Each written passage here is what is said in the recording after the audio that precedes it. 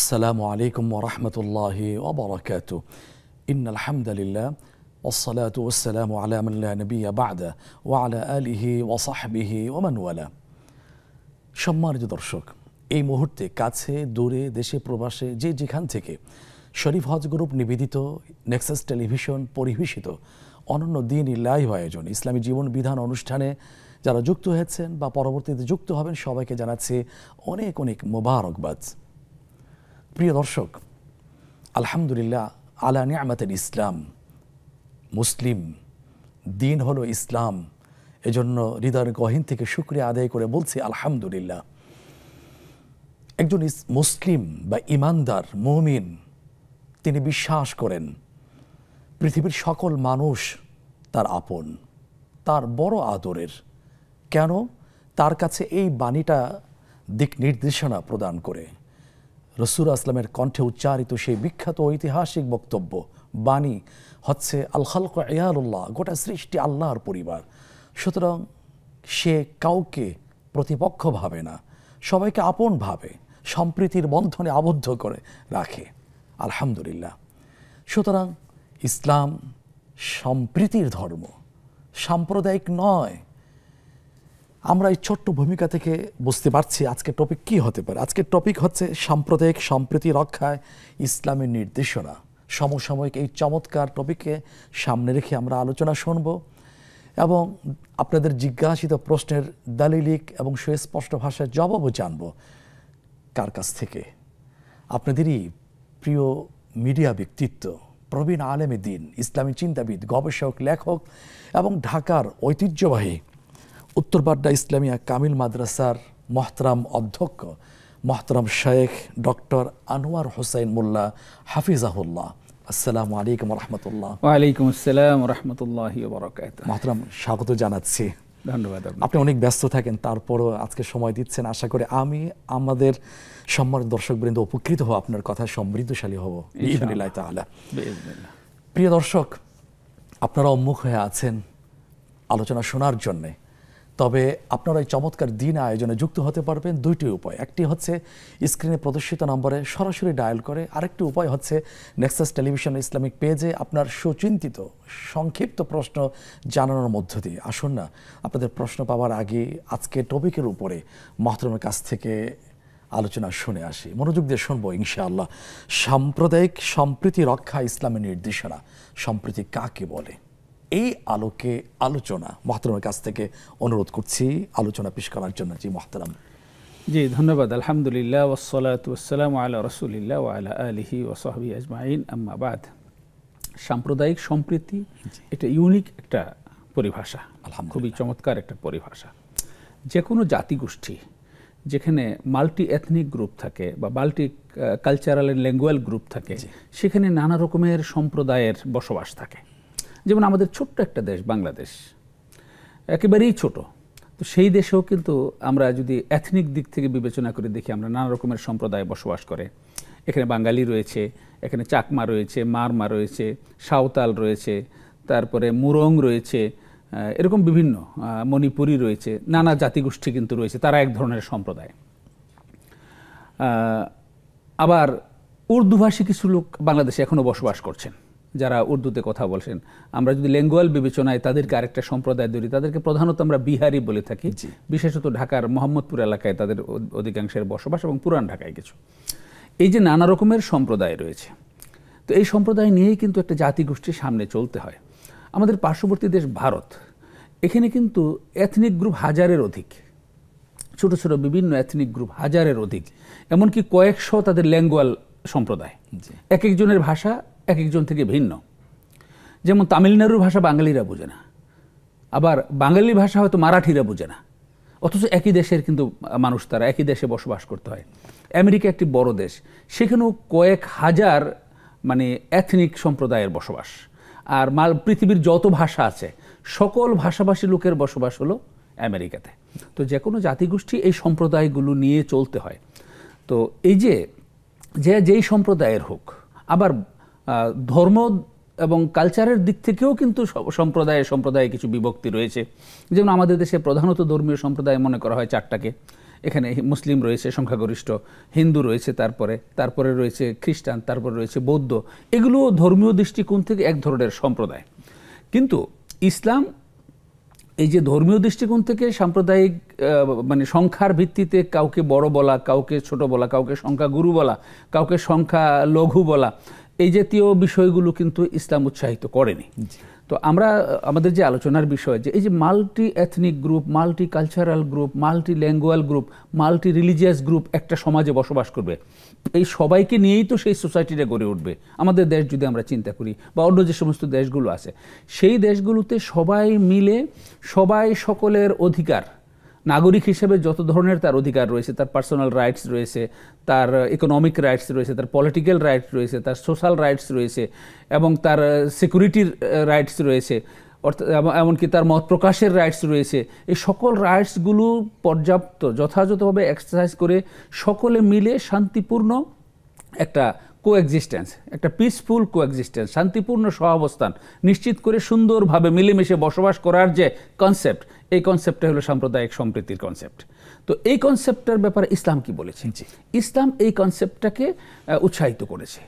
ইসলাম কিন্তু সম্প্রদায়ের কারণে, সাম্প্রদায়িক হওয়ার কারণে কাউকে ছোট করার বা কাউকে আঘাত করার, কাউকে তুচ্ছতাচ্ছিল্য করার কিংবা কারো প্রতি ডিসক্রিমিনেশন প্রদর্শন করার কোনো ধরনের সুযোগ ইসলামে নেই।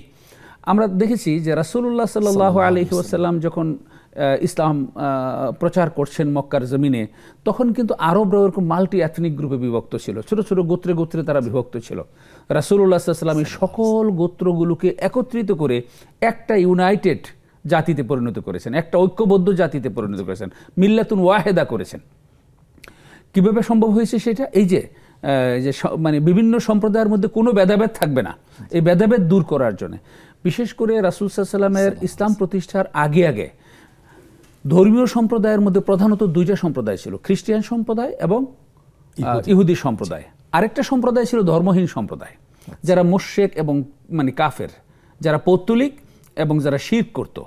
তো এই যে সম্প্রদায়গুলো, এই সম্প্রদায়গুলোর মধ্যে কিন্তু তাদের মধ্যে বিভক্তি ছিল, বিভাজন ছিল, তাদের মধ্যে কোনো মিল ছিল না। আবার গোত্রে গোত্রে একটা অমিল ছিল, দ্বন্দ্ব ছিল, সামান্য কারণে, ছোট খুব ক্ষুদ্র মাইনর কোনো কারণে, সিলি কোনো কারণে গোত্রে গোত্রে যুদ্ধ লেগে যেত। সেই যুদ্ধ বছরের পর বছর চলেছে। তো এই যে এরকম একটা পরিবেশের মধ্যে রাসূলুল্লাহ সাল্লাল্লাহু আলাইহি ওয়াসাল্লাম যখন দ্বীনের দাওয়াত দিলেন, ইসলাম প্রতিষ্ঠা করলেন, তখন কিন্তু সমস্ত জাতিগোষ্ঠীকে, সমস্ত মানে যে নৃতাত্ত্বিক যে সমস্ত ছোটো ছোটো জাতিগুলো ছিল, বিভিন্ন এথনিক গ্রুপগুলো ছিল, সেগুলোকে নিয়ে একটা সুন্দর সমর্মিতাপূর্ণ, পরস্পরের প্রতি সহযোগিতামূলক মনোভাব পোষণকারী এবং ঐক্যবদ্ধ একটা জাতিতে তিনি পরিণত করেছেন। এটা হলো ইসলামের শিক্ষা। মক্কা থেকে হিজরত করে যখন রাসূল সাল্লাল্লাহু আলাইহি ওয়াসাল্লাম মদিনায় যান, মদিনায় গিয়ে দেখলেন যে এরকম বিভিন্ন গোত্র রয়েছে। ঠিক এই গুরুত্বপূর্ণ পয়েন্টে আমরা আসছি, দুজন দর্শক অপেক্ষা করছেন। ঠিক আছে। আসসালামু আলাইকুম রাহমাতুল্লাহ। ওয়ালাইকুম আসসালাম ওয়া রাহমাতুল্লাহি ওয়া বারাকাতুহু। হুজুর আপনারা ভালো আছেন? জি আলহামদুলিল্লাহ, আশা করি আপনিও ভালো আছেন। আজকে কি জানতে চাচ্ছি ভাইয়া? আমি সুনামগঞ্জ থেকে ইনুস বলছিলাম। জি স্বাগতম ভাইয়া। আমার তিনটা প্রশ্ন। প্রথম প্রশ্ন হলো যে হযরত আদম আলাইহিস সালাম এবং বিবি হাওয়া আলাইহিস সালাম প্রথম মানবী। এই হযরত ইব্রাহিম আলাইহিস সালামকে মুসলমানদের জাতির পিতা কেন বলা হয়? জি। আর 2 নম্বর প্রশ্ন হলো হুজুর, এই যে নবীর গর্ভে থেকে নবী জন্মগ্রহণ করছেন এমন কারা কারা? জি।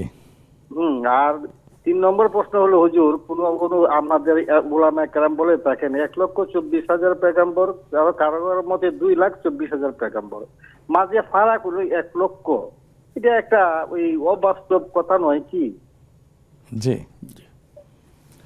জি, বাস্তব না অবাস্তব এটা আমরা শুনবো মহতরমের কাছ থেকে। অনেক ধন্যবাদ ভাইয়া সুন্দর প্রশ্ন করার জন্য। আমাদের সাথেই থাকুন। আমরা আরেকজন দর্শক যুক্ত করে নিয়ে নিই। আসসালামু আলাইকুম রহমতুল্লাহ। আসসালামু আলাইকুম, কে আছেন লাইনে? শুনতে পাচ্ছেন ভাইয়া? দুঃখিত, লাইনটা বিচ্ছিন্ন হয়ে গেছে। প্রিয় ভাই, আমার চেষ্টা করি আমরা যুক্ত করে নেওয়ার চেষ্টা করবো। জি মহতরম, যে বলছিলেন যে রাসূল সাল্লাল্লাহু আলাইহি ওয়াসাল্লাম যখন মক্কা ছেড়ে মদিনায় চলে গেলেন, তখন সেখানে গিয়ে দেখলেন যে বিভিন্ন জাতিগোষ্ঠীর মধ্যে একটা ব্যবধান রয়েছে। এক গ্রুপ আরেক গ্রুপকে প্রতিপক্ষ মনে করছে, একজনের সাথে আরেকজনের ঐক্যবদ্ধ মানে কোঅপারেটিভ মানসিকতা নেই, তাদের মধ্যে সহমর্মিতামূলক, তাদের মধ্যে সহযোগিতামূলক মানসিকতা নেই। কিন্তু তিনি এটা বুঝলেন, আল্লাহ তাআলার পক্ষ থেকে তাকে মেসেজের মাধ্যমে এটা জানানো হয়েছে, যতক্ষণ পর্যন্ত মানুষের মধ্যে এই সম্প্রীতিটা গড়ে না উঠবে, একটা সকলে মিলে একটা মানে যখন পরিবেশ যত সহমর্মিতামূলক একটা পরিবেশ যখন তৈরি না করা যাবে, কারণ হলো যে আন্নাসু মিন জিহাতি তিমসাল আকফাউন আবুহুম আদম ওয়াল উম্মু হাওয়া, সকল মানুষ কিন্তু সৃষ্টিগত দিক থেকে একই বাবা মায়ের সন্তান। পরবর্তীতে তারা এসে কি হয়েছে, বিভিন্ন জাতিগোষ্ঠীতে বিভক্ত হয়েছে, এবং সেটাও আল্লাহ বলে দিয়েছেন ওয়াজআলনাকুম শুউবান ওয়া কাবাইলা লিতাআরাফু, তোমাদের এই যে জাতিগোষ্ঠীতে বিভক্ত করা হয়েছে এটা তোমাদের পারস্পরিক পরিচিতির জন্য, এটা তোমাদের মর্যাদার মাপকাঠি নয়।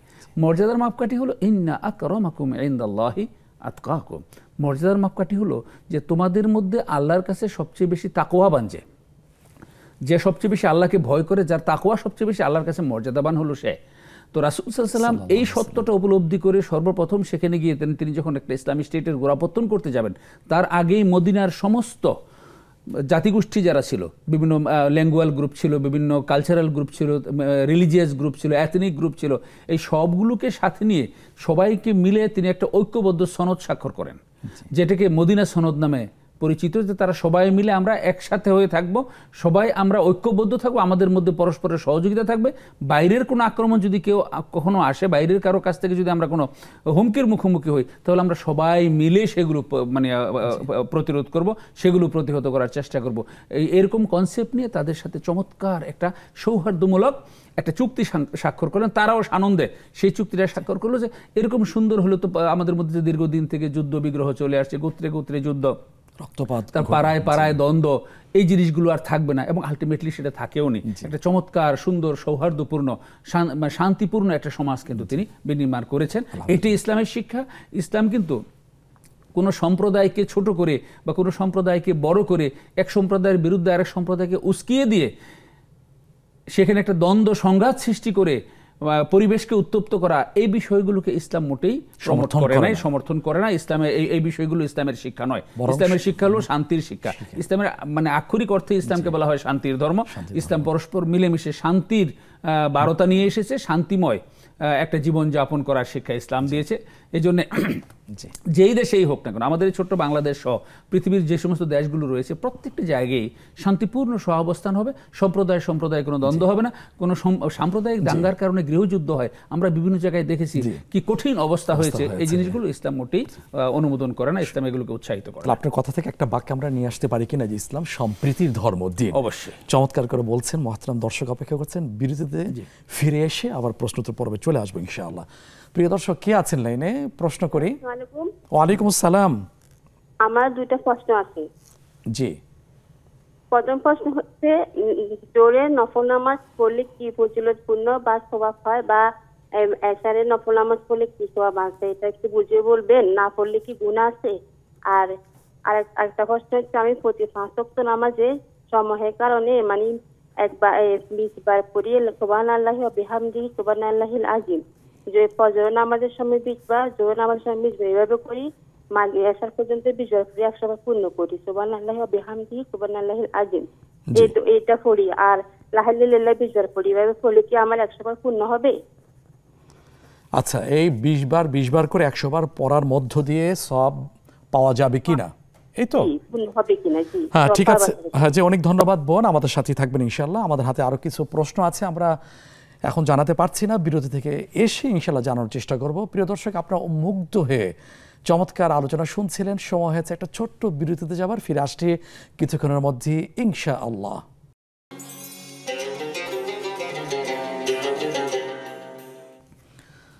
প্রিয় দর্শক, বিরতির পরে আমন্ত্রণ জানাচ্ছি নেক্সাস টেলিভিশনের জনপ্রিয় দ্বীনি লাইভ আয়োজন ইসলামী জীবন বিধান অনুষ্ঠানে। আপনাদের সাথে আছেন মহতারাম শেখ ডক্টর আনোয়ার হোসেন মোল্লা হাফিজাহুল্লাহ। চমৎকার আলোচনা শুনছিলাম, তত্ত্ব এবং তাত্ত্বিক, সেটা হলো সাম্প্রতিক সম্প্রীতি রক্ষা ইসলামের নির্দেশনা। এই সামান্য আলোচনা থেকে আমাদের কাছে দিবালোচনে স্পষ্ট হয়েছে ইসলাম কতটা সম্প্রীতির ধর্ম। যেখানে যে অঞ্চলে, যে ভূখণ্ডে যেখানে সংখ্যাগরিষ্ঠ মুসলিমের বসবাস, সেখানে অমুসলিম সম্প্রদায়, অমুসলিম নাগরিকরা তারা সম্মানের সাথে, নিরাপত্তার সাথে বসবাস করে আসছেন। কিন্তু কিছু কিছু সম্প্রদায়ের লোকের, বিচ্ছিন্ন শ্রেণীর কিছু লোক, তারা এটাকে সহ্য করতে পারছে না। তারা অশান্তির পরিবেশ সৃষ্টি করছে। আল্লাহ তাআলা সবাইকে সুমতি দান করুন, আমিন। আমরা এবার ফোন কলের প্রশ্নের উত্তরে আমরা চলে যাচ্ছি। মুহতারাম, সম্মতি থাকলে আমরা উত্তরের দিকে আমরা চলে যাচ্ছি। প্রথম যে প্রশ্ন আমরা পেয়েছি সেটা হলো যে আদম এবং হাওয়া আলাইহিসসালাতু ওয়াসসালামকে বলা হয় মানব জাতির পিতা, মাতা পিতা। তাহলে ইব্রাহিম ইসলাম জাতির পিতা কিভাবে হলেন? পিতা তাহলে দুজন হয়ে গেল না? জি, ধন্যবাদ। জি, আসলে দুইটাই সঠিক। যদি আমরা মানে জেনেটিক দিক বিবেচনা করি, জেনেটিক দিক যদি বিবেচনা করি, জিন তত্ত্ব বা বংশানুক্রমিক যদি বিবেচনা করি, তাহলে আদি পিতা হযরত আদম আলাইহিসসালাতু ওয়াসসালাম এবং আদি মাতা হযরত হাওয়া আলাইহিসসালাম। তাদের ধারাবাহিকতাই পৃথিবীতে আজকে এই যে বর্তমানে যত মানুষ এসেছে, আরও যে শত শত কোটি মানুষ দুনিয়া থেকে বিদায় হয়ে গিয়েছেন, তারা সবাই মানে বংশগত দিক থেকে জেনেটিক্যালি হযরত আদম আলাইহিসসালাম এবং হাওয়া আলাইহিসসালামের সন্তান। আর ইব্রাহিম আলাইহিসসালামের ব্যাপারে যেটা বলা হয়েছে, মিল্লাতা আবিকুম ইব্রাহিম হুয়া সাম্মাকুমুল মুসলিমিন, তোমাদের পিতার আদর্শ তোমাদেরকে ধারণ করতে হবে, যিনি তোমাদেরকে মুসলমান নামকরণ করেছেন। আদম আলাইহিসসালামের সন্তানদের মধ্যে বংশ পরম্পরায়, যুগের পরম্পরায় এসে এক পর্যায়ে এসে কিছু সন্তান বিভ্রান্ত হয়ে গিয়েছে, কিছু সন্তান কুফরিতে লিপ্ত হয়ে গেছে, শিরকে লিপ্ত হয়ে গেছে, কিছু আল্লাহর দিন ইসলামের মধ্যে রয়ে গেছে। তো সেই আল্লাহর দিন ইসলামের মধ্যে রয়ে যাওয়া যেই জনগোষ্ঠীটা, সেই জনগোষ্ঠীটাকে সম্পৃক্ত করে সেখান থেকে একটা নতুন মানে ইসলামী ধারার উদ্ভব হয়েছে, সেটা হলো ইব্রাহিম আলাইহিসসালাতু ওয়াসসালামের মাধ্যমে। তো তিনি এই আদর্শটা প্রতিষ্ঠা করেছেন। তিনি বলেছেন যে আমি ওয়ানা আউয়ালুল মুসলিমিন, আল্লাহর মানে মানুষ তো আল্লাহ থেকে দূরে সরে গিয়েছিল, যে আমি আল্লাহর কাছে মাথা নতকারীদের মধ্যে সর্বপ্রথম আমি, ইন্না সলাতি ওয়া নুসুকি ওয়া মাহইয়া ওয়া মামাতি লিল্লাহি রাব্বিল আলামিন, এই কথাগুলো বলে তিনি বলছেন যে আল্লাহর সামনে যারা মাথা নত করে, অর্থাৎ যারা আল্লাহর আনুগত্য প্রকাশ করে, ইসলাম মানে হলো আনুগত্য, মুসলিম জাতির পিতা মানে আনুগত্যকারী জাতি যারা, তাদের আদর্শিক পিতা, জেনেটিক পিতা নয়। এখানে কিন্তু ইব্রাহিম আলাইহিস সালামকে জেনেটিক পিতা বলা হয় না, বলা হয়েছে আদর্শিক পিতা। তিনি এই আদর্শটার আবার নতুন করে মানে রিফর্ম করেছেন। সেই রিফর্ম ধরে পরবর্তীতে কিন্তু অন্যান্য নবী রাসূলগণ এসে দ্বীনের দাওয়াত দিয়েছেন, এবং এই সিলসিলাই আরব ভূমিতে হযরত মুহাম্মদুর রাসূলুল্লাহ সাল্লাল্লাহু আলাইহি ওয়াসাল্লাম এসেছেন। তাহলে রেজাল্টটা কি পেলাম? মানে আমরা যদি জেনেটিক্যালি ধরি, জেনেটিক্যালি সকল মানুষের পিতা হলেন আদম আলাইহিস সালাতু ওয়াস সালাম। আর ইসলাম ধর্মের যে মানে আদর্শিক যে পিতা, যে যারা ইসলাম ধর্ম থেকে খারিজ হয়ে গিয়েছে, শিরকে কুফরিতে লিপ্ত হয়ে গেছে, তাদের আদর্শ ভিন্ন, সেটা ভ্রান্ত আদর্শ, তাওহীদ ভিত্তিক এবং আল্লাহ কেন্দ্রিক। আল্লাহকে যারা মানেন সেটাকেই বলা হয় ইসলাম। তো সেই ইসলামী আদর্শের ভিত্তিতে আদর্শিক যে মানে ইয়েটা রিফরমেশনটা, সেই রিফরমেশনটা হযরত ইব্রাহিম আলাইহিস সালামের মাধ্যমে হয়েছেন বলেই উনি নিজেকে নাম রেখেছেন মুসলিম, এবং এই আদর্শ পরবর্তী যারা ধারণ করেছে তাদের সবাইকে বলা হয় মুসলিম। এই জন্য ইব্রাহিম আলাইহিস সালামকে বলা হয় মুসলিম জাতির পিতা, মানে মুসলিম জাতির আদর্শিক পিতা। It is not genetic father. সুন্দর করে বলেছেন প্রিয় দর্শক, এই চমৎকার বিষয়টা সুন্দরভাবে দালিলিকভাবে আমরা শুনতে পেয়েছি। এরপর দ্বিতীয় প্রশ্ন ছিল, নবী আলাইহিমুসসালাতু ওয়াসসালামদের ঘরে কোন কোন নবী জন্মগ্রহণ করেছেন? এই বিষয়টা আসলে আল্লাহ তাআলা প্রকাশ করেননি সকল নবীদের মানে স্ট্যাটিস্টিক্সটা। আল্লাহ তাআলা রাসূল সাল্লাল্লাহু আলাইহি ওয়াসাল্লামকে বলেছেন মিনহুম মান কাসাসনা আলাইক ওয়া মিনহুম মান নাকসুস আলাইক। এই যে যত নবী রাসূল আমি দুনিয়াতে পাঠিয়েছি, এই নবী রাসূলদের মধ্যে কিছু নবী রাসূলের মানে ঘটনা আমি তোমাকে জানিয়েছি, আর কিছু নবী রাসূলের ঘটনা আমি তোমাকে জানাইনি। এই জন্যে যেসব নবী রাসূলদের বর্ণনাগুলো কোরআনে আসেই নাই, তো তাদের নামই আসে নাই, তো আমরা তার বাবা কি নবী ছিলেন কিনা সেটা আমরা জানবো কি করে? তবে সমস্ত নবী নবীর সন্তান, এই কথা আমরা বলতে পারি এই কারণে জেনেটিক্যালি যদি বিবেচনা করি, কারণ আদম আলাইহিস সালাম প্রথম মানুষ, তিনি নবী ছিলেন, সেই নবীর ঔরসেই পরবর্তী সমস্ত নবী জন্মগ্রহণ করেছেন। সেই অর্থে আমরাও কিন্তু প্রত্যেকে কিন্তু নবীর ঔরসজাত সন্তান, আদম আলাইহিস সালাম সেই অর্থে যদি বলি। আর কোরআনে কারিমে যেই আপনার 25 জন নবীর নাম বর্ণনা করা হয়েছে, এর মধ্যে থেকে 6 জন নবীর বিবরণ এসেছে তাদের পিতা ও নবী ছিলেন। তার মধ্যে হযরত ইব্রাহিম আলাইহিস সালামের 2 জন, ইসমাইল আলাইহিস সালাম এবং ইসহাক আলাইহিস সালাম। ইসহাক আলাইহিস সালামের একজন ইয়াকুব আলাইহিস সালাম, পরবর্তীতে হলো ইয়াকুব আলাইহিস সালামের হলো ইউসুফ আলাইহিস সালাম, আর নবী দাউদ আলাইহিস সালামের ছেলে হলো সুলাইমান আলাইহিস সালাম, এবং জাকারিয়া আলাইহিস সালামের ছেলে হলো ইয়াহিয়া আলাইহিস সালাম। এই 6 জন নবী কোরআনে কারিমে যে 25 জন নবীর কথা বলা হয়েছে, সেই 25 জন নবীর মধ্যে এই 6 জন যারা নিজেরা নবী এবং তাদের বাবারাও নবী ছিলেন। আরও অসংখ্য শত শত হাজার হাজার থাকতে পারে যে বিবরণগুলো কোরআনে দেওয়া হয়নি, তাই সেজন্য আমরা নিশ্চিত করে সেগুলোর ব্যাপারে বলতে পারবো না। কোরআনে এই 6 জন নবীকে কোরআনে উল্লেখ করা হয়েছে যারা নিজেরাও নবী, তাদের পিতাও নবী ছিলেন। জি, ঐতিহাসিক চমৎকার কোরআনের টেক্সট দিয়ে বলেছেন, জাযাকাল্লাহু খাইরান। দুইজন দর্শক অপেক্ষা করছেন। আসসালামু আলাইকুম ওয়া রাহমাতুল্লাহ। জি, আসসালামু আলাইকুম। ওয়ালাইকুম আসসালাম ওয়া রাহমাতুল্লাহ। আমি চট্টগ্রাম থেকে হাসান বলছি। জি, স্বাগত জানাচ্ছি ভাইয়া। কি প্রশ্ন? জি, আমার একটি প্রশ্ন ছিল। প্রশ্নটি হচ্ছে, আমরা জীবনে চলার পথে একে অপরের কর্জে হাসানার ভিত্তিতে যে লেনদেনগুলো করে থাকি, বর্তমান সময়ে অনেকেই ইচ্ছাকৃতভাবে সঠিক সময়ে লেনদেনটা পরিশোধ করে না। একই ব্যক্তি ব্যাংক এবং বিভিন্ন এনজিও থেকে নেওয়া অর্থটা সঠিক সময়ে সুদ সহ আসল পরিশোধ করে। আমাদের কর্জে হাসানায় যেহেতু কোনো সুদ নেই, পরে দিলেও চলবে, এই জন্য অবহেলা করে 2 মাস 1 মাসের কথা বলে 1 বছর ঘুরায়। এর থেকে পরিত্রাণ পাওয়ার উপায়টা কি? কর্জে হাসানাটা কিভাবে দেওয়া উচিত আসলে আমাদের? যে অনেক ধন্যবাদ। ইসলামের একটি লোভনীয়, খুবই সবপূর্ণ বিষয় আপনি ইঙ্গিত করেছেন, আমরা জানবো ইনশাআল্লাহ। আরেকজন দর্শক, আসসালামু আলাইকুম ওয়া রাহমাতুল্লাহ। ওয়ালাইকুম আসসালাম। হুজুর ভালো আছেন? সুজানগর পাবনা থেকে বলছি, আব্দুল জব্বার। জি আলহামদুলিল্লাহ, স্বাগতম ভাইয়া। আজকের কি জানতে চাচ্ছি? 4টি প্রশ্ন হুজুর, অনেকদিন তো কথা বলি না। দাড়ি বিষয়ক প্রশ্ন হুজুর। আমার বাড়িতে মেহেদি গাছ ছিল, এখন ওই মেহেদির পাতা নাই, তো বাইরে যে মেহেদি পাওয়া যায় ওখানে লেখা থাকে যে অরিজিনাল মেহেদির পাতা থেকেই তৈরি। আসলে ওটা ব্যবহার করা নামাজ কালামের কোনো ক্ষতি হবে কিনা সংক্ষিপ্ত ভাবে জানাবেন। আর 2 নম্বর প্রশ্ন হচ্ছে হুজুর, জানাজার নামাজে কয়টা ফরজ এবং কয়টা সুন্নত ইনশাআল্লাহ জানাবেন।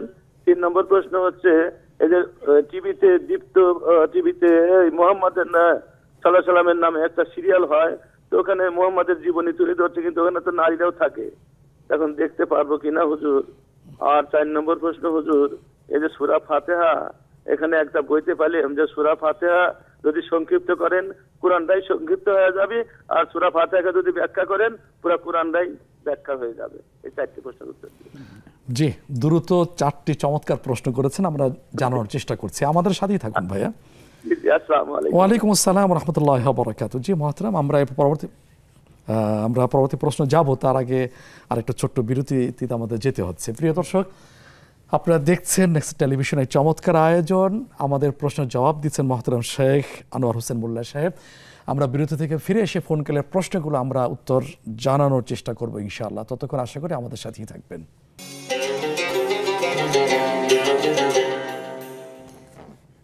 সম্মানিত দর্শক, বিরতির পরে আবারও সাদর আমন্ত্রণ জানাচ্ছি নেক্সাস টেলিভিশনের জনপ্রিয় দিনী লাইভ আয়োজন ইসলামী জীবন বিধান অনুষ্ঠানে। আপনাদের প্রশ্নের জবাব দিচ্ছেন আমাদের শ্রদ্ধাভাজন ব্যক্তিত্ব মহতারাম শেখ ডক্টর আনোয়ার হোসেন মোল্লা হাফিজাহুল্লাহ। আমরা ফোন কলে প্রশ্নের উত্তর পর্বে আমরা চলে যাচ্ছি। মহতারাম একজন সম্মানিত বোন জানতে চেয়েছেন, উনি সময় হাতে কম পান, এই জন্য কম করে 5 ওয়াক্ত নামাজের পরে 20 বার করে সুবহানাল্লাহি ওয়া বিহামদিহি 100 বার পড়ে থাকেন, অনুরূপভাবে লা ইলাহা ইল্লাল্লাহ পড়ে থাকেন। এই যে 20 বার করে 5 ওয়াক্ত নামাজের পরে 100 বার হয়ে থাকে, এতে কি কোনো দূষণীয় বিষয় আছে কিনা? সওয়াব কম বৃদ্ধি বা হ্রাসের কোনো বিষয় আছে কিনা? কিছুই নেই, বরং ফামান ইয়ামাল মিসকাল যাররাতিন খায়রান ইয়ারা ওয়া মান ইয়ামাল মিসকাল যাররাতিন শাররান ইয়ারা। যতটুকু ভালো করবে ততটুকুর সওয়াব সে পাবে অবশ্যই। তবে মনে রাখতে হবে, সুন্নাহ দ্বারা 20 বারের কোনো বিধান সাব্যস্ত করা নেই যে 20 বার করে পড়তে হবে, কিন্তু এটাকে যদি তিনি বিধানে রূপান্তরিত করে ফেলেন যে আমি 20 বার করেই পড়বো, এটা করা উচিত হবে না। তাহলে এটা সুন্নাহর খেলাফ একটা আমল হবে। উনি যতটুকু পারেন, একদিন পারেন 25 বার পড়লেন, একদিন পারেন 15 বার পড়লেন, একদিন পারেন 30 বার পড়লেন, কোনোদিন যদি সুযোগ না থাকে না পড়লেন, কিন্তু আমি 20 বার করেই পড়বো, এরকম বারটা যদি নিজে থেকে বানিয়ে নেন তাহলে এটা উচিত হবে না। কিন্তু তিনি যদি সময় না পান, 20 বার পড়েন, 25 বার পড়েন, 15 বার পড়েন, 10 বার পড়েন, তাতে কোনো অসুবিধা নেই। যতবার তিনি পড়বেন যদি সহিশুদ্ধভাবে পড়েন এবং তার সেই ইখলাস এবং যে তাওয়াদু যদি থাকে, তাহলে অবশ্যই সেটার সওয়াব তিনি পাবেন। শুকরান, সহজভাবে বলে দিয়েছেন, জাযাকাল্লাহু খাইরান।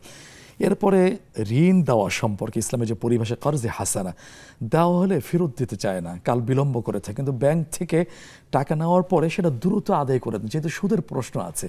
এখন এই কর্জে হাসানার ব্যাপারে বা কর্জে হাসানা থেকে পরিত্রাণের উপায় কি?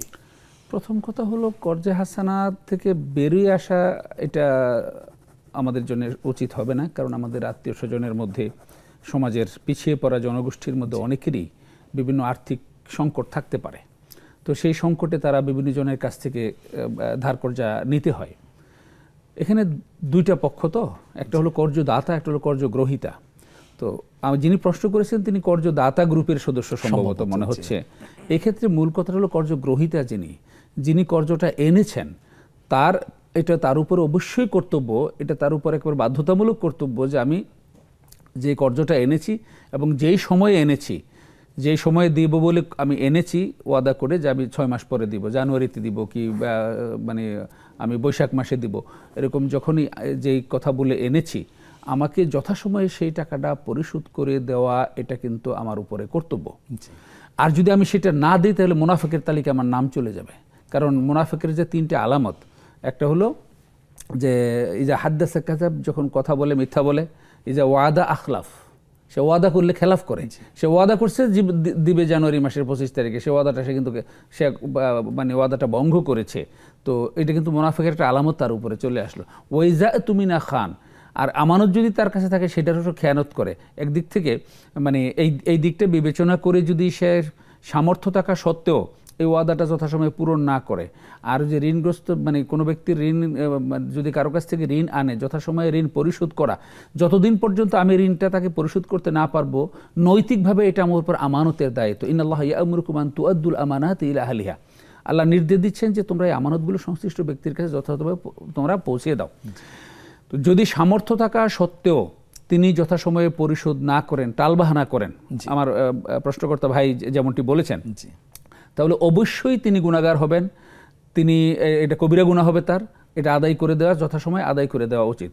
এখন আরেকটা বিষয় থাকে যে তিনি আসলেই তার দেওয়ার মতো সামর্থ্য তার নেই, অথবা যখন এনেছিলেন তখন যতটা সংকট ছিল এখন সংকট আর অনেক বেশি হয়েছে।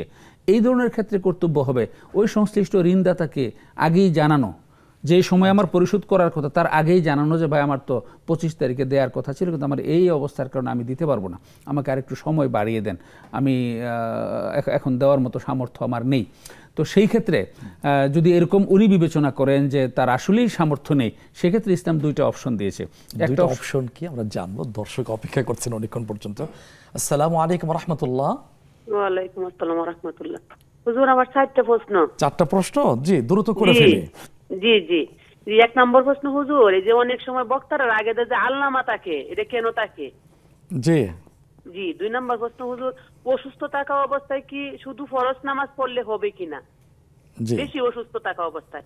3 নম্বর হচ্ছে একই ব্যক্তির জানাজা 2 বার পড়া যাবে কিনা?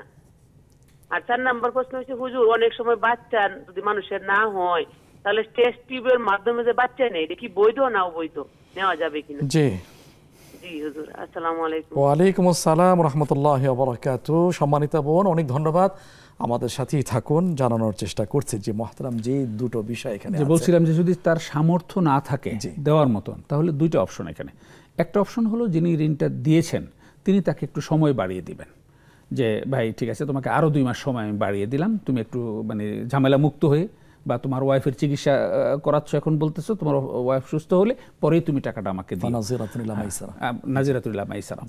আরেকটা বলা হয়েছে যে যদি তার মানে অবস্থা এতই জটিল থাকে আর তার অবস্থা সচ্ছল থাকে, তিনি যদি এটাকে কিছু অংশ বা পূর্ণটা যদি সাদাকা করে দেন, তাকে দান করে দেন, বলছে ওয়া আনতা সাদ্দাকু খায়রুল লাকুম, যদি এটা তুমি তাকে সাদকা করে দাও তাহলে এটা তোমাদের জন্য অতি উত্তম। যদি সেই ব্যক্তির দেওয়ার মতো কোনো সামর্থ্য না থাকে, কিন্তু ওনার কথাই বুঝেছি যে উনি আবার ব্যাংক থেকে ঋণ আনে, সমিতির থেকে সুদের ঋণ আনে, সেগুলো টাইম টু টাইম দেয়, তাহলে এটা কিন্তু সে হলো টালবাহানাকারী। তো এরকম টালবাহানাকারীদের ব্যাপারে অবশ্যই উনি এটা তাকে ওই গ্রুপের মধ্যে ফেলানোর কোনো সুযোগ নেই, তাকে অবশ্যই টাকাটা পরিশোধ করে দিতে হবে, দেওয়া উচিত, এবং বিভিন্ন কৌশলে তার কাছ থেকে আদায় করার চেষ্টা করতে হবে। আর তিনি বলছেন তাহলে এই ক্ষেত্রে আমরা করতে পারি কি, এই জন্য ঋণ দেওয়ার ক্ষেত্রে অবশ্যই সেই ব্যক্তির অ্যাটিটিউড যাচাই করে আগেই চিন্তা ভাবনা করে যে তাকে দিলে সেটা পরিশোধ করার মতো আন্তরিকতা তার আছে কিনা। যদি বোঝা যায় যে না, সে আসলে ওরকম টালবাহানাকারী, দিলে আর ফেরত দিবে না, তাহলে সেখানে ঋণ দেওয়ার ব্যাপারে আরও সতর্কতা অবলম্বন করতে হবে। আর যদি সত্যিকার অর্থেই খারাপ অবস্থা থাকে তাদেরকে একটু সময় বাড়িয়ে দেওয়া, অথবা মাফ করে দেওয়া, অথবা আংশিক মাফ করে দেওয়া, অনেক রকমের অপশন ইসলামে রয়েছে, এর যে কোনো একটা আমরা এক্সারসাইজ করতে পারি। শুকরান, সুন্দর বলেছেন মহতারাম। এরপরে একটি প্রশ্ন ছিল, সেটা হলো নবীদের সংখ্যা নিয়ে 1,24,000 বা 2,24,000 ব্যবধান ডাবল, এই বিষয়ে কি বলবেন? যে এটা আসলে আকীদাগত খুব গুরুত্বপূর্ণ একটা প্রশ্ন ভাই, এটা এনেছেন, আমি ধন্যবাদ দিচ্ছি ভাইকে। আকীদাগত খুব গুরুত্বপূর্ণ একটা প্রশ্ন এই কারণে বললাম যে নবীদের প্রকৃত সংখ্যা তো আল্লাহই ভালো জানেন। রাসূলকে বলেছেন আমি কিছু নবীর কথা তোমাকে জানিয়েছি, কিছু নবীর কথা তোমাকে জানাই নেই। আর যে হাদিসের উদ্ধৃতি দেওয়া হয় যে 1,40,000 বা 24,000 বা 2,24,000, এই হাদিসগুলো খুব বিশুদ্ধ সনদে বর্ণিত হাদিস নয়। তো এই জন্য কেন বললাম যে রাসূল সাল্লাল্লাহু আলাইহি ওয়াসাল্লাম 30 আর 29 সংখ্যা বুঝাতে গিয়ে বলেছিলেন নাহনু উম্মাতুন উম্মিয়া লা নাহসিবু ওয়া লা নাকদির, আমরা হলাম নিরক্ষর জাতি, আমরা গণনাও করতে জানি না, আমরা সংখ্যাও হিসাব করতে জানি না। আশ-শাহরু হাকাযা হাকাযা হাকাযা, 2 হাতে 10 আঙ্গুল, 3 বার ঝাঁকা দিয়ে বলেন মাস কখনো কখনো হবে 30 দিনে, এই 10 দিন, এই 10 দিন, আবার এই 10 দিন, আবার 29 দিনে কেমনে হবে? আবার কারণ ওই গোষ্ঠীগুলো তো মানে 30-29 পর্যন্ত গুনতে জানতো না। আমার দাদি 100 পর্যন্ত গুনতে জানতেন না, দিয়ে বলতো যে আর কয় টাকা দিলে 2 কুড়ি হইব। এটা কিন্তু বেশি দিন আগের কথা নয়। তাহলে এখন থেকে আরো 1,500 বছর আগের লোকজনের মানে আমাদের এই যে গাণিতিক সংখ্যার হিসাব জানাটা তো তাদের জন্য আরো কঠিন ছিল। তো পরে আবার 29 দিন কেমনে বুঝাইবো? তখন রাসূল সাল্লাল্লাহু আলাইহি ওয়াসাল্লাম বলে ওয়াশাহরু হাকাযা হাকাযা, এক আঙ্গুল না এরকম ভাঁজ করে দিয়ে বলেন হাকাযা, অর্থাৎ 2 ঝাঁকিতে 20, এক ঝাঁকিতে পরের ঝাঁকিতে একটা কম দিয়ে 9, মানে 29। তো যেই জনগোষ্ঠী 30-29 বুঝাতে গিয়ে এই প্রক্রিয়া অবলম্বন করতে হয়, সেই জাতিগোষ্ঠীকে 1,24,000 পর্যন্ত গণনা বোঝানো এটা কঠিন না? তো সুতরাং যেই সনদে যেই রেওয়ায়েতে জিনিসগুলো এসেছে মুহাদ্দিসিনগণ বলেছেন যে এই সনদগুলো মানে যথেষ্ট মজবুত সনদ নয়। এক আকীদাগত দিক থেকে বললাম যে ধরে নেন যে নবীর সংখ্যা 1,24,000 অথবা 2,24,000 বলছে। এখন আপনি যদি 1,24,000 বলেন আর প্রকৃত সংখ্যা যদি 2,24,000 হয়ে থাকে, তাহলে কিন্তু ক্যালকুলেটিভ পয়েন্ট অফ ভিউ থেকে, ক্যালকুলেশনের পয়েন্ট অফ ভিউ থেকে আপনি প্রকারান্তরে প্রায় 1,00,000 নবীর নবুয়তকে কার্যত অস্বীকার করে দিলাম। আর কোনো একজন নবীর নবুয়ত, যাকে আল্লাহ নবী হিসেবে দুনিয়াতে পাঠিয়েছেন, কোনো একজন নবীর নবুয়তকে যদি কেউ অস্বীকার করে তাহলে তার কি? এটা ইমানের ঘাটতি, তার ইমান থাকবে না। আর আমরা মানে সংখ্যার মার পেছে 100 নবীর নবুয়তকে কি করলাম? বাদ দিয়ে দিলাম। তো এটা আকীদার দৃষ্টিতে খুব ঝুঁকিপূর্ণ এবং আত্মঘাতী একটা কথা। দ্বিতীয়, তাহলে আমরা একটু বাড়ায় বলি, তাহলে 2,24,000 ধরি, তাহলে তার কোনো সমস্যা নেই। এখানেও বড় সমস্যা। বড় সমস্যাটা হলো, সমস্যাটা কি আমরা জানবো ইনশাআল্লাহ, মাফ করবেন দর্শকরা যুক্ত করে নিয়ে নি। আসসালামু আলাইকুম রাহমাতুল্লাহ। আসসালামু আলাইকুম। হ্যাঁ নিচ্ছি, মাফ করবেন জি, আমরা গুরুত্বপূর্ণ আলোচনায় ছিলাম। জি এবার প্রশ্ন করি। হুজুর আমি আপনি ইয়া করে ফোন করে মনে হয় বলুন, এখন সময় নষ্ট করা ঠিক হবে না। জি জি আসসালামু আলাইকুম। ওয়া আলাইকুম আসসালাম ওয়া রাহমাতুল্লাহ। হুজুর আমার দুটো প্রশ্ন ছিল। জি বলুন। আমাদের কবিরা গুনাহ গুলো তো রুকুতে গেলে সেজদায় গেলে ঝরে যায়, আর কবিরা গুনাহ কিভাবে মাপ হয়? আরেকটা প্রশ্ন ছিল আমার, 2 নম্বর প্রশ্ন হলো এই যে আমরা জান্নাত জাহান্নাম, হ্যাঁ জান্নাতে তো 8টা জান্নাত, হাউজে পানি খাওয়ার কি সব জান্নাতীরা পাবে নাকি যারা শাহাদাত বরণ করে তারাই খাইতে পারবে হাউজে পানি কাউসারের? সেটা একটু জানতে চাই। হাউজে কাউসারের পানি কারা পান করতে পারবে? হ্যাঁ কারা? সব জান্নাতীরা পারবে না, শুধু শাহাদাত যারা বরণ করে তারাই খাইতে পারবে? অনেক ধন্যবাদ সম্মানিত বোন, আপনার দুটো প্রশ্ন সসম্মান আমরা রিসিভ করেছি, এবার মনে কষ্ট নাই তো? যে অনেক ধন্যবাদ। আমরা জানাবো ইনশাআল্লাহ, সুন্দরভাবে আমরা জানছি মুহতারামের কাছ থেকে। তবে এখন নয়, বিরতিতে যাবার সময় হয়েছে, আরেকবার ফিরে আসছি অল্প সময়ের মধ্যে। আশা করি ততক্ষণ আমাদের সাথেই থাকবেন।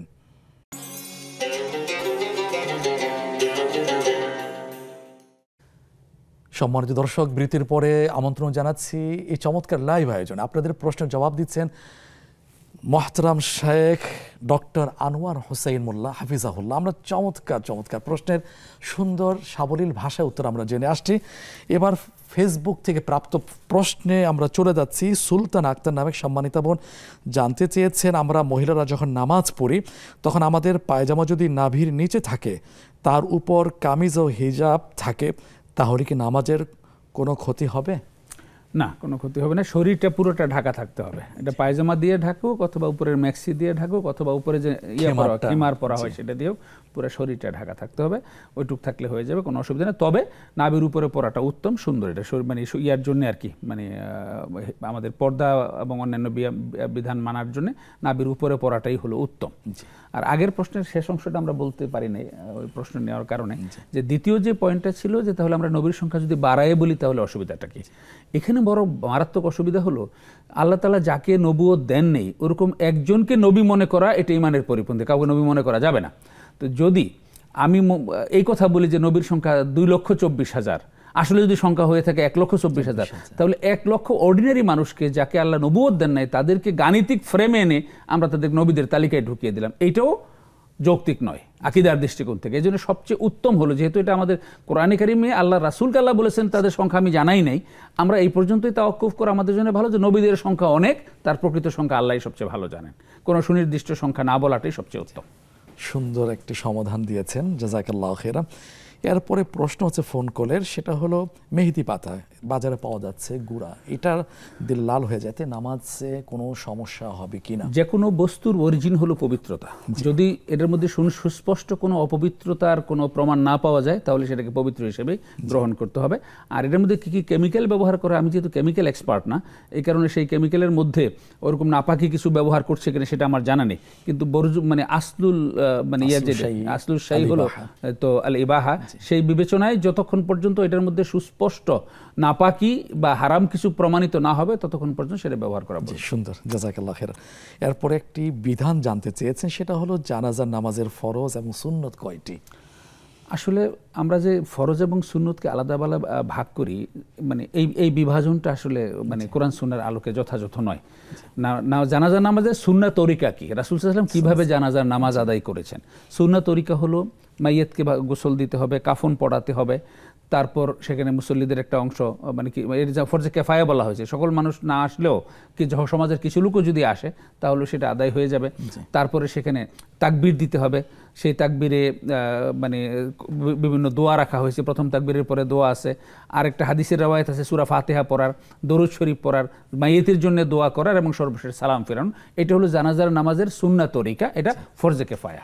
জি, অনেক ধন্যবাদ মহতরম। আমরা শেষের দিকে চলে আসছি, সংক্ষিপ্ত উত্তর একটু কামনা করছি। এরপরে প্রশ্ন হচ্ছে, একটি চ্যানেলে টিভি সিরিয়ালে রাসূল ইসলামের জীবনী দেখানো হয়, নারী ওখানে প্রদর্শিত হয়, দেখাটা কতটুকু সহিহ?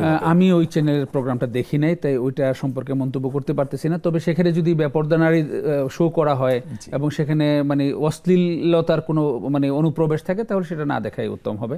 আর যদি সেটা মানে এই দৃষ্টিকোণ থেকে প্রশ্নবিদ্ধ কিছু না হয় তাহলে সেটা দেখা যেতে পারে। তো যেহেতু আমি নিজে অনুষ্ঠানটা দেখি নাই, এই জন্য ওটার ব্যাপারে কোনো কমেন্ট করাটা ঠিক হবে না।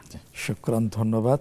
সূরা ফাতিহা সম্পর্কে দুটো প্রশ্ন, একটি হচ্ছে এটাকে বলা হয়েছে কোরআনের নির্যাস, সংক্ষিপ্ত একটি রূপ, আর যদি ব্যাখ্যা করা হয় তো মানে গোটা কোরআন চলে আসে, এই ব্যাপারে আপনি কি বলবেন? না, এটা একটা মানে ইয়ে আর কি, পার্সপেক্টিভ থেকে একটা বলা আর কি। তো আসলে কোরআনে কারিমের পুরা কোরআনটাকে সূরা ফাতিহাকে উম্মুল কোরআন বলা হয়েছে, অর্থাৎ কোরআনের মাতা, কোরআনের মা।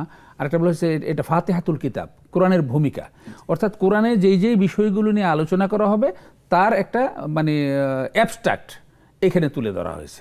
এবং সুতরাং এটাকে ব্যাখ্যা করলে পুরা কোরআন, আর এটাকে যদি সামারাইজ করা হয় তাহলে এটা একটা কথার কথা আর কি, এটা কোনো মানে কোরআনের বাণীও নয়, হাদিসের বাণীও নয়। সুন্দর বলেছেন। এরপরে এক বোনের প্রশ্ন হলো, আল্লামা দেখা যায় বড় বড় হুজুরদের নামের শুরুতে যোগ করা হয়, আল্লামা শব্দের অর্থ কি? মানে আলেম হলো জ্ঞানী আর আল্লামা হলো তার সুপারলেটিভ ডিগ্রি, মহাজ্ঞানী। তো মানে কাউকে সম্বোধন করার আমরা প্রফেসর বলি, ব্যারিস্টার বলি। তো ইসলামী জ্ঞানের ধারক যারা, তাদের ক্ষেত্রে ওরকম অনেক বড় মাপের জ্ঞানী যারা, তাদেরকে আল্লামা বলে তাদের সম্মান দেওয়ার জন্য এই শব্দটা প্রয়োগ করা হতো। কিন্তু এখন এই শব্দটার অপপ্রয়োগ হচ্ছে, যার তার মানে ক্ষেত্রেই আমরা এই আল্লামা শব্দটা প্রয়োগ করে দিই। আল্লামা শব্দের যে ইয়ে আর কি, মানে এর যে মাহাত্ম্য বা এর শব্দের যে গভীরতা, এটা বর্তমানে এটার যে প্রচলন এটা নষ্ট হয়ে যাচ্ছে। এই জন্য যেখানে সেখানে এটা ব্যবহার না করাই উচিত। সুন্দর। এরপরে দ্বিতীয় প্রশ্ন হচ্ছে, অসুস্থ অবস্থায় শুধু ফরজ আদায় করলে আদায় হবে কি?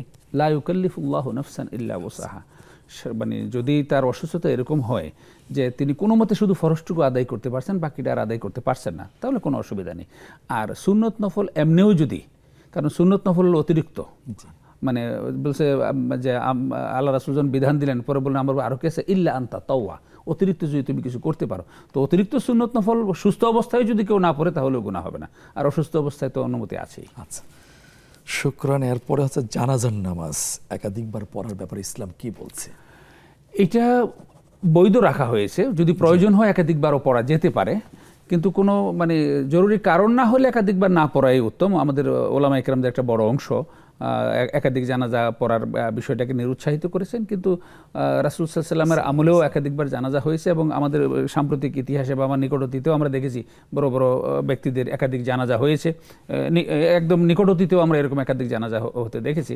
তো এটা বাধাও দেওয়া হয়নি, খুব উৎসাহিত করা হয় না। যদি প্রয়োজন হয় যে উনি ঢাকায় থাকেন, যেখানে থাকেন ওইখানে একটা জানাজা তারা দিতে চাচ্ছেন, আবার গ্রামে নিয়ে দাফন করবেন, গ্রামের লোকজন অপেক্ষা করতেছে, গ্রামের লোক ঢাকায় এসে জানাজা অ্যাটেন্ড করা সম্ভব নয়, আর ঢাকার লোকজন তার গ্রামের বাড়িতে গিয়ে সেই কুড়িগ্রামে গিয়ে মানে অ্যাটেন্ড করা সম্ভব নয়। তো এই জন্য যদি প্রয়োজন হয় একাধিক জানাজাও হতে পারে, এটা দোষের কিছু নেই। ফরজ কি রিপিট হয় কিনা? এটা তো দোয়া, এটা কিন্তু ফরজ নয়। জানাজাটা হলো একটা দোয়া, এই যে সেই আঙ্গিকে বলা হয়েছে যে এটা যদি কেউ একাধিকবার করতে চায় তাহলে করতে পারে। শুকরান। টেস্ট টিউব ব্যাপারে ইসলাম কি বলছে? আসলে টেস্ট টিউব হলো একটা প্রযুক্তি, কেউ কিন্তু সন্তান মানে সৃষ্টি করছে না।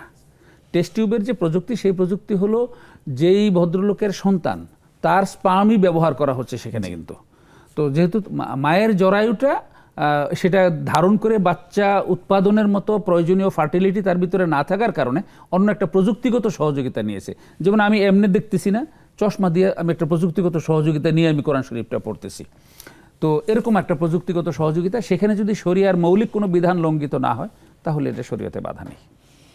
সুন্দর করে বলেছেন, আধুনিক একটি বিষয়। তারপরে প্রশ্ন হচ্ছে সাগিরা কবিরা গুনাহ দুই প্রকার গুনাহ। সাগিরা গুনাহ রুকু সিজদার মাধ্যমে মাফ হয়ে যায়, প্রশ্নকারিনী বোন বলেছেন, কিন্তু কবিরা গুনাহ কিভাবে মাফ হয়? কবিরা গুনাহ মাফ করার একটাই পদ্ধতি, সেটা হলো তওবা।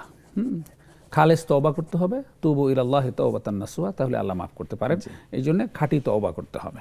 তো খাঁটি তওবা যদি করা যায় তাহলে আল্লাহ হয়তো কবিরা গুনাহ মাফ করে দেবেন, আর সগীরা গুনাহ বিভিন্ন নেক আমলের মাধ্যমে মাফ হয়ে যায়। এরপর জান্নাত জাহান্নামের দুইটা বিষয় আছে। হাউজে কাউসার কারা পান করবে? জান্নাতে প্রবেশ করার পূর্বে না জান্নাতে প্রবেশ করার পরে? না, এটা বলা হয়েছে যে কিয়ামতের মাঠ যখন হবে, মানুষ যখন সব তৃষ্ণার্ত থাকবে, তখন আল্লাহ রাব্বুল আলামিন বিশেষ কিছু বান্দাকে অনুমতি দিবেন যে যারা এই হাউজে কাউসারের যে পানি, সেই পানি রাসূল সাল্লাল্লাহু আলাইহি ওয়াসাল্লাম এটার সাকি হবেন, এটার ডিস্ট্রিবিউটর হবেন রাসূল সাল্লাল্লাহু আলাইহি ওয়াসাল্লাম। এবং সেটা একটা পদ্ধতিগত বিষয় হবে। হাজার কোটি মানুষকে তো তিনি মুখে মুখে পানি পৌঁছাতে পারবেন না, সেটা নিশ্চয়ই ওরকম কোনো একটা সফটওয়্যার মেনটেন করা হবে, ওরকম কোনো একটা টেকনোলজি ডেভেলপ করে দেবেন আল্লাহ তাআলা, যেখানে রাসূল সাল্লাল্লাহু আলাইহি ওয়াসাল্লামের হাতের পানি সবার মুখে মুখে হয়তো চলে যাবে। তো সেটা যাদেরকে আল্লাহ রাব্বুল আলামিন এটার জন্য মনোনীত করবেন, বাছাই করবেন, তাদেরকে হাউজে কাউসারের পানি পান করাবেন। এটা কোনো তালিকা যেহেতু আল্লাহ তাআলা কোরআনে কারীমে দেন নাই, তাহলে আমরা শুধু বলতে পারবো না যে আমাদের এই যে বর্তমানে 17 কোটির মধ্যে কয়জন পাবো। আল্লাহ যাদেরকে মনোনীত করবেন, যাদেরকে নির্বাচিত করবেন হাউজে কাউসারের জন্য, তারা হাউজে কাউসার পান করবেন। অনেক ধন্যবাদ মোহতারাম। সময়ের কাটা শেষ করার জন্য বলছে, যা শুনেছি আল্লাহ তাআলা আমাদেরকে আমল করার তৌফিক দান করুক, আর আপনার এলিম আল্লাহ বারাকাত দান করুন। ধন্যবাদ আপনাকে, বারাকাল্লাহু ফিকুম। আমিন আমিন। প্রিয় দর্শক, আজকের টপিক ছিল সাম্প্রতিক সম্প্রীতি রক্ষা ইসলামের নির্দেশনা। আমরা শুনেছি মহতারামের কাছ থেকে জ্ঞান গর্ভ আলোচনা। ইসলাম সম্প্রতি ধর্ম, নিরপরাধ মানুষকে হত্যা করা ইসলাম সমর্থন করে না, দাঙ্গা লাগিয়ে দেওয়া ইসলাম মোটে এটার অনুমোদন দেয় না। ইসলাম সম্প্রীতির ধর্ম। আসুন না আমরা এই ধর্ম লালন করি, মানুষের মধ্যে ভালোবাসা সম্প্রীতি ছড়িয়ে দিই। আল্লাহ তাআলা এই বুঝ আমাদেরকে দান করুন, আমাদের এই প্রিয় জন্মভূমি বাংলাদেশকে নিরপরাধ সম্প্রীতিময় দেশ গঠনের তৌফিক দান করুন। এ প্রত্যাশা আজ এখানে শেষ করছি। আল্লাহ হাফেজ। আসসালামু আলাইকুম ওয়া রাহমাতুল্লাহি ওয়া বারাকাতুহু।